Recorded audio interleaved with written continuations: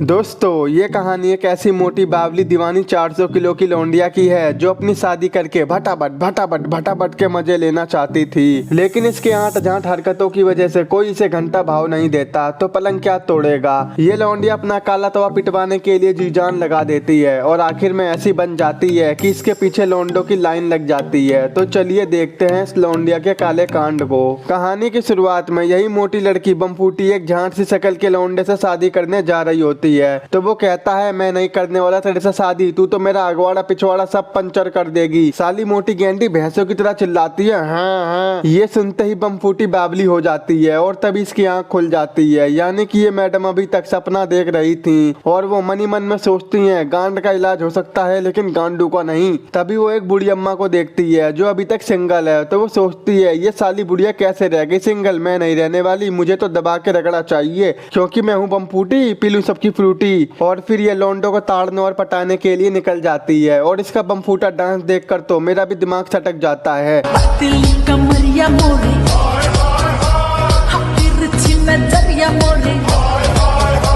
तभी ये कुछ झोला छाप मिस्त्रियों को देखती है और उनको पटाने के लिए अपना गोदाम मिलाकर वहां पहुंच जाती है और जाते ही गुलाबी इशारे करने लगती है, जिससे एक मिस्त्री मन में सोचता है चली जा मोटी गेंडी, पिंकी ब्लैकी मारने का मजा तभी आता है भैया जब मौसम हो जाड़े का और भरोसा हो भाड़े का। ये कहकर वो आदमी अपने सर में नेल गेंद से कील घुसेड़ लेता है, तेरा भरोसा मारू गेंडी। इसके बाद ये मटक मटक कर अपना 52 गज का दामन लेकर एक कार के पास जाती है और उसे खूब अपना पिछवाड़ा हिला हिला के दिखाती है, जिससे वो भी डर के भाग जाता है। तभी एक बड़ा इसका 52 गज का पपीता देखकर अपना मुंह खोल देता है और मन में सोचता है वो भी क्या दिन थे जब बीबी वालों पर हाथ फेरती थी तो बकोटा टन हो जाता था और जब ये मोटी बमफूटी हाथ फेरेगी तो मेरे अट्टे बट्टे गधे के टट्टे दोनों खड़े हो जाएंगे। और वो बुढ़ो बमफूटी की तरफ उछल उछल के जाने लगता है लेकिन वो इस गेंडी से नहीं मिलता बल्कि अपने दोस्त के गले लग जाता है। ये देखकर बमफूटी शौक हो जाती है। फिर वो फायर ब्रिगेड वालों के पास जाती है और वहां पर अपना काम झाम दिखाने लगती है लेकिन वो सारे आदमी से पानी के प्रेशर से उड़ा देते हैं। इसके बाद ये बमफूटी अपने बाप के रेस्टोरेंट में जाती है जो कि दिखने में नंबर 1 चोर लग रहा था। वो कहता है हारी बमफूटी कोई हुआ लौंडा सेट। तो वो मन में सोचती है कहाँ पापा, सारे लौंडे तो मुझे देखकर भाग गए। तभी हम बमफूटी की माँ को देखते हैं जो कि हिंदुस्तानी होती है और तभी हम इसकी बहन को देखते हैं जो कि एक जापान की नचनिया लग रही थी। वहीं बमफूटी की माँ कहती है टेंशन क्यों ले रही है, तेरे लिए तो मैं इंडिया से सलमान खान को लेकर आऊंगी। तो बमफूटी कहती है नहीं मम्मी, मुझे अमेरिका वालों का ही लेना है। यानी कि इसकी पूरी फैमिली ही बकचोदबाज होती है। इसके बाद बमफूटी कस्टमर को कॉफी देने चली जाती है। कॉफी देते समय बमफूटी एक ग्रेन नाम के लौंडे को देखती है जिसे देखते ही बमफूटी को पहली नजरों वाला प्यार हो जाता है और वो मन ही मन में सोच लेती है चाहे कुछ भी हो जाए मैं तो भटाभट काले तवे को इसी से करवाऊंगी। ग्रेन भी उसे देखकर उस पर फिदा हो जाता है। तभी बमफूटी का बाप काला चोर उससे कहता है ओ बमफूटी ज्यादा आंखें मत मिला, इधर को आजा।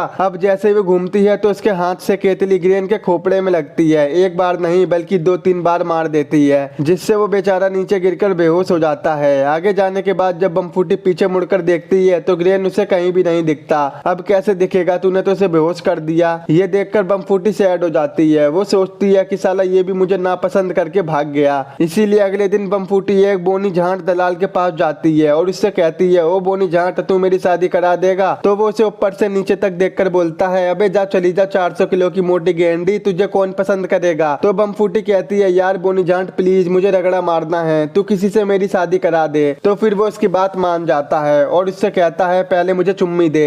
अब जैसे ये दोनों सामने आते हैं तो बमफूटी तो सालों से प्यासी थी तो वो बोनी झांट को पूरा चाट जाती है, जिसपे वो कहता है मोटी गेंद पूरा चाट गई, किससे देने को कही थी, चाटने को नहीं। फिर वो बमफूटी को विश्वास दिलाने के लिए अपनी कुछ कराई हुई शादियों को दिखाता है जिसमें इसने इंसानों से लेकर मिट्ठों तक की शादी करा रखी थी। इसके बाद वो बमफूटी को ट्रांसफॉर्म करने अपने गैराज में ले जाता है जहां वो झोपड़ी का अंडसंड तरीकों से बमफूटी को स्लिम चिकनी लौंडिया बना देता है। भाई साहब मूवी देखोगे ना तो तुम समझ जाओगे साले डायरेक्टर ने गांजा फूक कर मूवी बनाई है।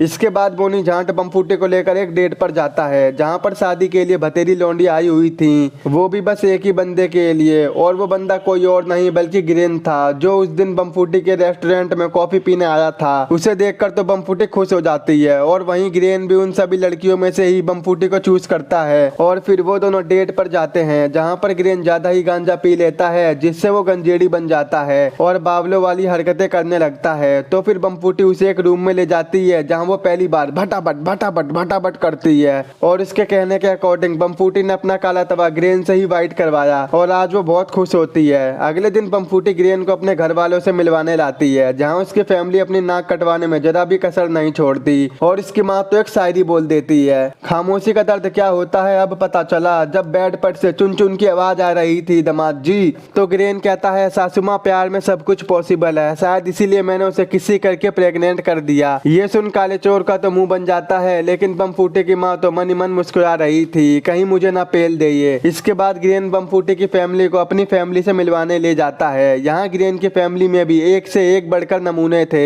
वहीं बमफूटी का बाप उससे कहता है, बेटा तू डिक्कू से शादी कर ले, इसका बहुत कैड़ा है। तो वो कहती है, तुमने लिया है क्या, मैं तो बस ग्रेन से ही शादी करूंगी, क्योंकि अब उसने मुझे अपनी सफेद लाड़ चखा दी है। इसके बाद बमफूटी और ग्रेन मैरिज हॉल के ऑफिस में जाते हैं, जहाँ के असिस्टेंट का पिछवाड़ा अगर तुमने देख लिया ना तो तुम भी डर के भाग जाओगे और ये अपने पिछवाड़े से ही टेबल उड़ा देती है। लेकिन फिर ये दोनों अपनी शादी इसी मैरिज हॉल में करने को तय करते हैं। इसके बाद ग्रेन बमफूटी के साथ एक वाटर पार्क में जाता है, जहाँ वो अपनी एक्स बंदी को देखता है, जिससे वो पागल सा हो जाता है और उससे इधर उधर की बातें करने लगता है, जिसे देखकर बमफूटी को जरा भी अच्छा नहीं लगता और उसका भरोसा जलने लगता है। अब हमें शादी वाला दिन दिखाया जाता है, जहाँ बमफूटी पूरी तरह से रेडी होती है, लेकिन जब उसे पता चलता है कि यहाँ पर ग्रेन की एक्स बंदी भी आई है तो उसकी फटके 64 हो जाती है। वो सोचती है, इतने सालों बाद शादी हो रही है, कहीं ये मेरी शादी की ऐसी तैसी ना कर दे। अब बमफूटी की ड्रेस बहुत लंबी और भारी थी, जिसमें पैर फंसने की वजह से वो एमसी बॉक्स में टकरा जाती है, जिससे उसे 1000 वोल्ट का झटका लग जाता है और वो वहीं पर बेहोश हो जाती है। जब बमफूटी को होश आता है तो उसमें एक पावर आ जाती है, जिसकी वजह से वो किसी की भी मन की बात सुन पा रही थी। तभी बमफूटी ग्रेन की एक्स बंदी की मन की बात सुनती है, जो मन ही मन सोच रही थी, चाहे कुछ भी हो जाए मैं ग्रेन की शादी इस बमफूटी से नहीं होने दूंगी। जिसे सुनकर बमफूटी काफी घबरा जाती है और वो सीधा ग्रेन की एक्स बंदी से भिड़ने आ जाती है और उसे मारकर वहां से भगा देती है। घर आकर बमफूटी देखती है कि उसके फेस पर दुनिया का सबसे बड़ा पिंपल निकल आया है और वो उसे फोड़ने की कोशिश करती है। जैसे ही वो फूटता है तो वो 200 कदम दूर जाकर गिरती है। दूसरी तरफ ग्रेन अपनी एक्स बंदी के साथ बमफूटी के आने का वेट कर रहा था, लेकिन एक्स बंदी तो उसकी शादी रुकवाना चाहती थी, इसीलिए वो ग्रेन को जबरदस्ती किस करने लगती है और ये सब काम जाम बमफूटी भी दूर खड़ी होकर देख लेती है, जिससे बमफूटी का दिल टूट जाता है और वो वहां से भाग जाती है। वहीं ग्रेन बमफूटी को मनाने की बहुत कोशिश करता है, लेकिन वो नहीं मानती। अब ऐसे ही कई साल बीत जाते हैं। एक दिन बमफूटी के पापा उसे डिक्कू से शादी करने को बोलते हैं, तो बमफूटी ना चाहते हुए भी डिक्कू से शादी करने के लिए मान जाती है। वहीं ये काला चोर नोटिस करता है कि बमफूटी अंदर से बिल्कुल भी खुश नहीं है, उसे तो बस ग्रेन से ही शादी करनी है। ये सुनने के बाद बमफूटी एक झटके में भागते हुए ग्रेन के पास जाती है, जहाँ वो अब बाबा कबीर सिंह बन गया था। ग्रेन लिफ्ट से नीचे आ रहा था और बमफूटी उसे ऊपर ढूंढने के लिए जाती है, लेकिन ग्रेन उसे कहीं भी नहीं मिलता। तो वो छत पर जाकर ग्रेन के सहारे खड़ी होकर ग्रेन को याद कर रही थी कि तभी ग्रेन टूट जाती है और बमफूटी सीधे ग्रेन की बाहों में गिरती है, जहाँ पर ग्रेन बमफूटी को अपने दिल की एक एक शायरिया सुनाता है। जिंदगी भर साथ दूंगा मुझे खोना मत, रात भर ठोकूंगा बस रोना मत। और ये सुनकर बमफूटी भी पिघल जाती है और फिर वो दोनों शादी कर लेते हैं और यहीं पर इस मूवी का एंड हो जाता है। दोस्तों इस मूवी का नाम डेट है, जो कि साल 2006 में रिलीज हुई थी। आई होप आपको मेरा एक्सप्लेन जरूर पसंद आया होगा। तो आज ही हमारे चैनल को सब्सक्राइब, वीडियो को लाइक और शेयर जरूर कर देना।